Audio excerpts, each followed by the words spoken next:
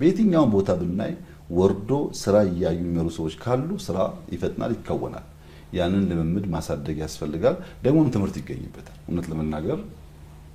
በማናቃቸው የሥራ መስኮች ውስጥ ባለሙያ ጋር ስንነጋገር ስራ ስናይ ለምን ሆነ ስንል ለምን አታፈርስም ለምን አትቀጥልም ስንል ብዙ ነገር እንማራለን ከውድቀትና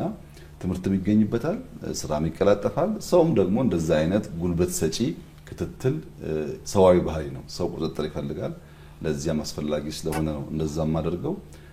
አድካሚ ነው ግን በጣም ደስተኛ ነኝ ጀምሬ ያልጨረስኩት ነገር የለም ጀምሬ አስቤ ያልሰራሁት ፕሮጀክት የለም ብዙ ጉዳይ የማይመስሉ ጉዳዮች እናስባለን የማይመስሉ በእኛ አቅም የማይታሰቡ ግን ያልቃሉ ስለሚመሩ ክትትል ስላለ ያልቃሉ አሁንም እንደዛ ነው ምንም ስጋት የለኝም ኢትዮጵያን ለማበልጸግ መሰረት እንጥላለን ብለን ቃል የገባነውን ነገር ምንም ጥርጥር የለውም መሰረት እንጥላለን እናደርገዋለን ሐሳቡ አለ ክላሪቲ ኦፍ ቶት አለ ዲቮሽኑ አለ ሐሳብ ብቻ ሳይሆን ያለ ከወን የሚያስችል ኢነርጂ አለ በዚያ ምክንያት ህዝባችን ይዘን አሁን በጣም ሰፊ ጉልበት አግኝተናል ብዙ መስራት የሚችሉ ሰዎች እየመጡ ስለሆነ